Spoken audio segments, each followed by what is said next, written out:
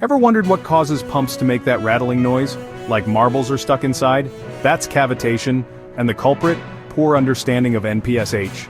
Hey engineers, I'm Yogesh from CADMEC, and today we're diving into a critical topic in pump design, NPSH, and why cavitation is your pump's worst enemy. Cavitation occurs when the pressure in the pump falls below the vapor pressure of the liquid, causing it to boil and form vapor bubbles.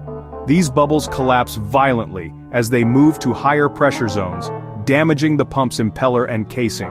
It's like mini explosions happening inside your pump, and over time they eat away the metal like termites in wood. NPSH stands for Net Positive Suction Head. It's a measure of how much pressure is available at the suction of the pump to avoid cavitation, split into two terms. NPSH available, NPSJ, the pressure head available at the suction side of the pump. NPSH required, NPSJR, the minimum pressure head required by the pump to operate without cavitation.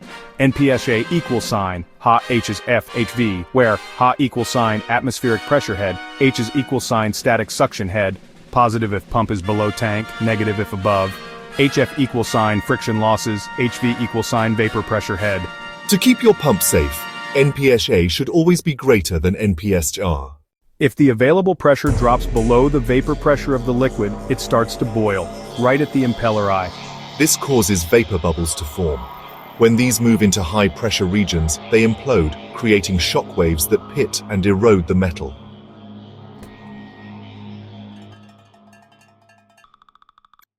So, how do we protect our pumps from cavitation? Ensure NPSA, NPSHR, keep suction lines short and straight. Use larger diameter suction pipes. Avoid too many bends or valves near suction. Maintain correct liquid levels in the tank. Install pumps below the tank level if possible. Let's say we have a centrifugal pump lifting water from a tank. The atmospheric pressure is 10.3 m, suction lift is 3 m, friction loss is 1.2 m, and vapor pressure is 0.3 m. NPSJA equal sign 10.33 1.2, 0.3 equal sign 5.8 m. If the pump's NPSJR is 4.5 m, we're safe. But if friction increases, NPSJ drops. Once it's below 4.5 m, boom, cavitation starts. So remember, cavitation is silent at first, but deadly later. Always check NPSH when selecting and installing pumps. If you found this helpful, hit like, share it with your mechanical friends, and subscribe to CADMEC for more deep dive engineering content.